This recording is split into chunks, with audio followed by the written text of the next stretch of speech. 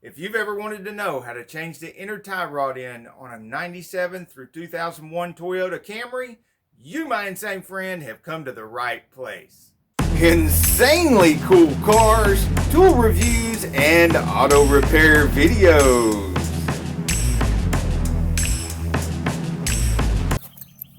Okay, I'd like to start with a couple of valuable tips here. Number one, when working on dirt, I like to use wood to put in between my implements of destruction and the ground. And I also like to use a piece of wood between my implement of destruction and the vehicle. This might be a much nicer vehicle than this, and it's good to have good habits. Now, I wanted to show you something else before taking anything apart, because if you want to check to see if you've got a bad inner tie rod end, a very easy way to do that is once you've got the vehicle jacked up to where most or all the pressure is off of the wheel, you grab both sides and you see all that slack. Man, that's a lot of slack. Now, to see if that's the inner tie rod or the outer tie rod, what you want to do is look at the tie rod ends while you're doing that. Of course, I've already done this, and the outer tie rod looks nice and tight, and you can see everything moving in there. That doesn't always mean the inner tie rod end is wore out, but in this case it does, because I did look further up in there and the rack and pinion bushings are not wore out, so the whole rack's not moving. It is the inner tie rod end that's got all that movement in it. Now, if you've seen many of my videos, you know that I really prefer not to be working on jobs that involve the BFH and a pry bar, but it's a mother beautiful bridge, man. It's gonna be there. Got these new Aries set of flip sockets because somebody ran off with half my other set, but I'd had it for like 20 years, so I can't really complain. It was about time for me to get a new set anyway.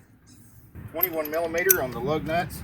If you don't have a nice Milwaukee fuel or an air gun or anything like that, then you're going to want to bust these lug nuts loose before you jack up the vehicle. And I mean loose, don't take them all the way off while the vehicle's down. That's freaking insane.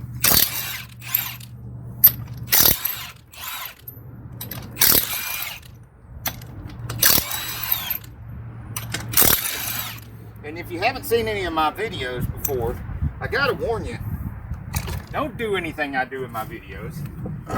Don't even do anything you hear me say in my videos. You could end up burnt, bruised, and bleeding just like me. Outer tie rod, inner tie rod. You can't see where it's connected yet, but you can see the inner tie rod's in there. And you can see it's moving back there. It's not moving right here. That's how you tell the difference between whether it's the inner tie rod or the outer tie rod. There's a cotter key on the bottom of here, and you might have seen some other videos that, and while you're watching them do the inner tie rod or the outer tie rod, you'll notice that they'll either have the brakes off or they've got the knuckle off or something else off. That's not necessary for the repair. Usually the reason they've got that off is because they're working on something else while they're at it and replacing something else while they're at it. Now, if you're lucky enough to have a Milwaukee fuel, which, by the way, everything I use, there's a link in the description. Well, just about everything I use, there's a link in the description. Hello! Sorry about the interruption. Another parts customer. I still sell transmission parts, so. Now, if you're blessed enough to have one of these, make sure it's on reverse before you go hitting anything with it, because it will break things. Now, I mentioned that BFH and pry bar. Now, you may be lucky enough on some of these models that your nut will be on the top and everything's facing down. There's a couple of different things you can do. Number one, you can take and put the nut back on there and run it till it's about flush with the tip there. What that does is it really protects the threads in two ways. And I'll show you, because we're going to protect the threads in a third way. We're going to take a second hammer. We're going to hit the hammer instead of hitting the threads or the nut. And since we're going up, it's not as easy. The other thing you can do is you can hit right here, and you can't see when you're done when this is on the top. If the outer tie rod end is hanging from the bottom and you're hitting from here, you'll notice it'll just drop right out of there because the vibrations break that loose. Okay, you see it pop up? Now it's loose. Now, here's the protection from the nut. Number one, the nut should have kept the threads from getting hit at all. If they did get any kind of damage, then when you go to unscrew the nut off of there, that should straighten the threads out. Okay, now look at the threads. You take the nut, start it on the threads, and easily turn. There we go. Now look, see there's some anti-seize on these threads too. From somebody that was really insanely smart. Put some anti-seize on here last time they worked on it. I have no idea who would be that smart. I went in there and turned the wheel to where this comes out as far as it can. Excuse me, I need some more coffee. And this is turned as far as it can for more access without taking a whole bunch of stuff off. All right, you've got a clamp here, which, thank goodness, there was the tip of it was sticking straight up there, made it really easy to get to. All right, now, way up in here, insanely far up in there, is a clamp on the other end of that boot. And you're not going to be able to see me break it, but I'm going to break it. And then I'm going to get it off of there. I'm going to peel that boot off so you can see what I'm working on. Now, so you'll know how I did this. I found the edge of the clamp, and I took this pry bar and I went right up against the edge of the clamp, took the hammer, hit the pry bar until it cut off the head of the clamp. And now let me stick you way back in there so you can see what that does to the clamp. Also push the head around that I cut to where you can see it. See it on the top there? That was down on the bottom left. There's no telling where the head of that clamp's going to be. You cut off the head of that clamp or break the head of that clamp and it'll come loose like that. And then you can just pull it out. Now, you can try to save that clamp, but I never do. I always replace the clamp. I try to save the boot. If the boot's in good shape, I try to save it. If the boot's not in good shape, it should come with new clamps. And I will put a link in the description of the video to a new boot in case you need one. And something else that might be helpful to know is when you grab this boot, you pull it loose from the inner part, it comes loose pretty easily. But right here, you try to pull this and you pull and pull and pull and pull, and you could damage the boot doing that. A trick that I use is I push it back in there. When you push it back in there, it gets a little greasy and oily on the thing. And you also get a running start, because then you can get a really good grip on it. Get a running start and just yank, and then there it goes. It's nice and loose. And now you have all this access to what you really need, which is right here. Now from over here you can see that there is a washer right there. And you want to get your pry bar up against that washer and hit it and knock it back slightly. Not really far back, but just a little bit back, which it shouldn't matter that much because you should be getting a new washer with your new inner tie rod anyway. Let's just look and see and make sure, because we need to know whether to be really gentle with that washer or not. And yes, there's a brand new washer there, so there's no need in being gentle with it. I'm going to try not to shake y'all about too much, but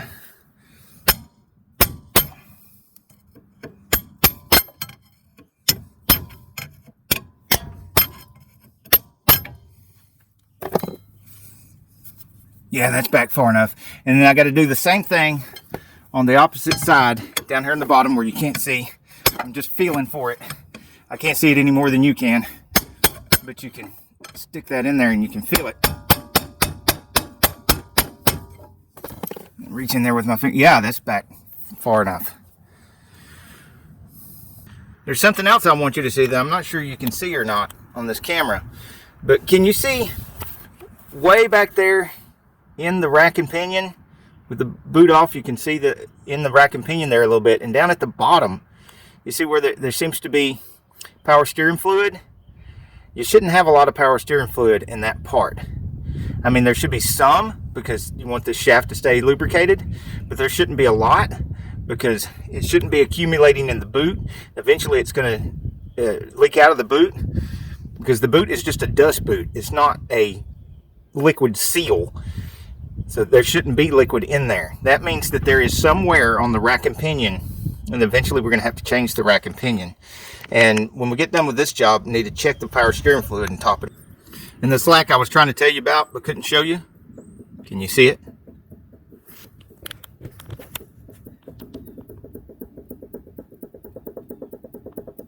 Yeah, that's dangerous.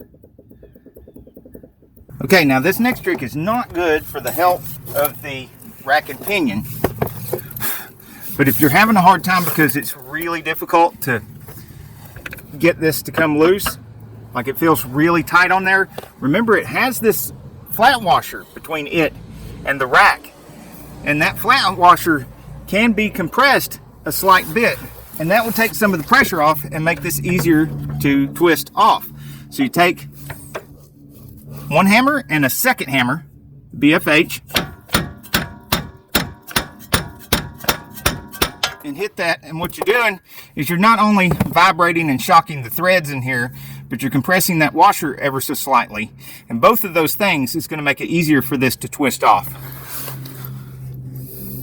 But remember, don't do that too much and don't do it with too big a hammer because you are shocking and putting a lot of pressure down into that rack and pinion. Actually, don't do anything I do. What you guys should be doing is anything you know of that would make this job easier on somebody else, that could help somebody that's watching this video, please put that in the comments. Or just anything you feel like commenting in the comments. Just put it in the comments. You just write Papa Wheelie in the comments. I don't care, as long as we hear from you. Now there's a fancy tool made for this next step. It looks like an exhaust clamp, but beefier, smaller and beefier. And then you take your nice long extension, which I have a nice long extension I'm pretty proud of. And you put it in that and twist it, and it breaks that loose. Well, we don't have that tool, and it's really nasty in there, and I'm not in a hurry to stick my extension down in something nasty. So we're going to use something else. So what I've done is I've grabbed the smallest pipe wrench that I have, and I've laid it down there, and we're going to be turning counterclockwise to break this loose. So I've got it as far clockwise as I can get it. It's hitting the drive shaft over here. And this is one of the reasons why you'll see that a lot of people have the drive shaft pulled out, they have the brakes off, the lower control arm out. They're trying to get room to get hold of this and turn something. So that's what that little tool is for. And if I can find that little tool and put a link in the description, I will. But till then, I mean, if you don't have the tool, you've already got everything tore apart, and like me, you need to do something else. Hey, you want to see what broke it loose? Look at there. It just broke loose. And see the pry bar that I've been using in my hand? And I snuck that down underneath the pipe wrench. And the tip of it's over there on the subframe. What little bit of tiny frame that this car has, because there's not much frame to it. It's over there near where the rear mount bolts up. And then it's touching the pipe wrench right there, and then just pushed up. Now at first it want to get caught on this lip right here, so I have to come in a little bit and then up for it to go up. But hey, worked like a charm. Oh yeah, I can turn it with my fingers now. Let's get it to pop loose that first time, and it just coming right on out of there.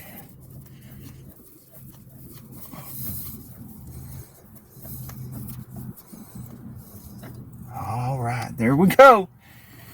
Just knowing a few tricks, man, just makes everything go so much smoother. Don't leave yet, because wait, there's more fun and games to be had.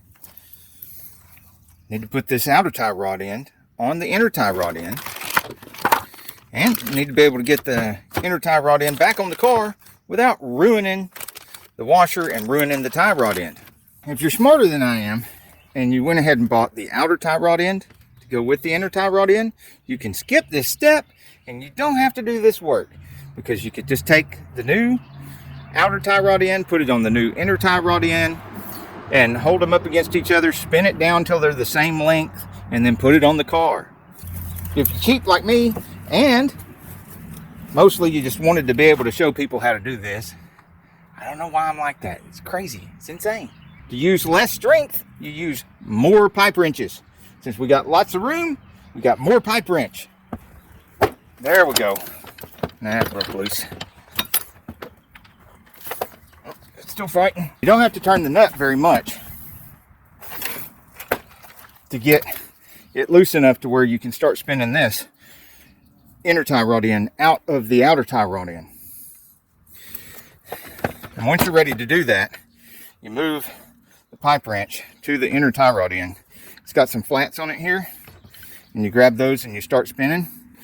There's another thing I want to do first, and that is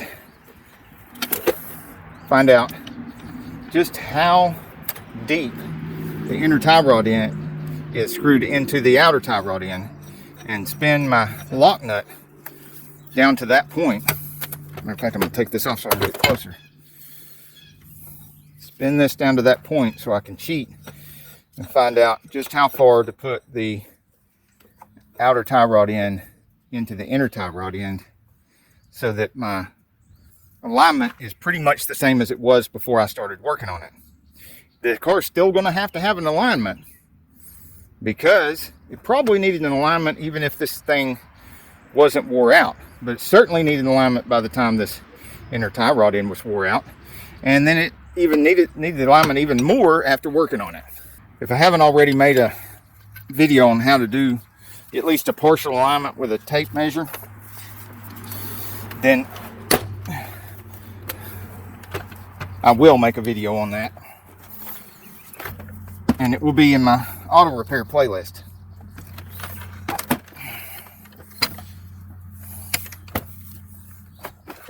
See, this is why I and a lot of other people go ahead and replace inner tie rods and outer tie rods at the same time. This is fighting all the way, especially if it's a paying job for a customer or something, because you don't just want to avoid doing all this extra work.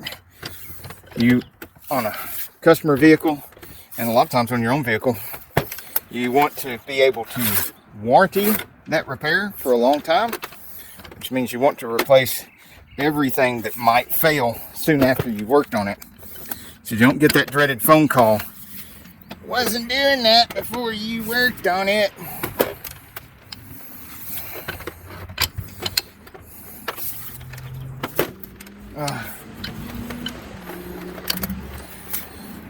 And people, if you wonder why mechanics do that and replace sometimes what you might consider more than is necessary for the repair, it's because you're demanding that they warranty everything, and demanding that everything be warranted, which you're right to do. I mean, I want my stuff warranted too, but that means the trade-off is that they have to do a more thorough repair, and the more thorough repairs cost more money than a just get by repair. So if you want to just get by with the very minimalist repair, that needs to be a DIY thing. You don't need to be expecting somebody that's a paid mechanic or a shop to be doing minimalist just get by repairs. That's not fair to expect them to do all that and warranty it. There's such a thing as liability.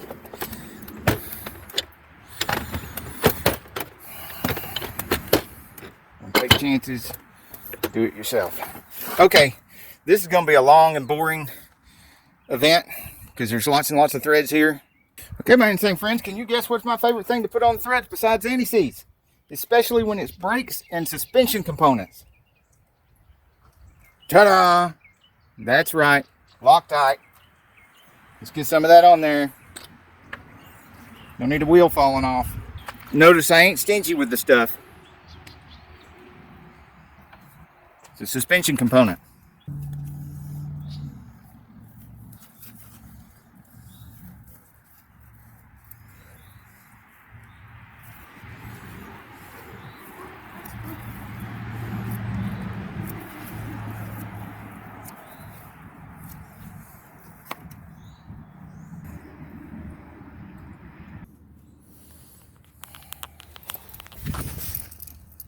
Thank you so much for watching till the end of the video. That really helps out the channel. It helps stimulate the Google algorithm.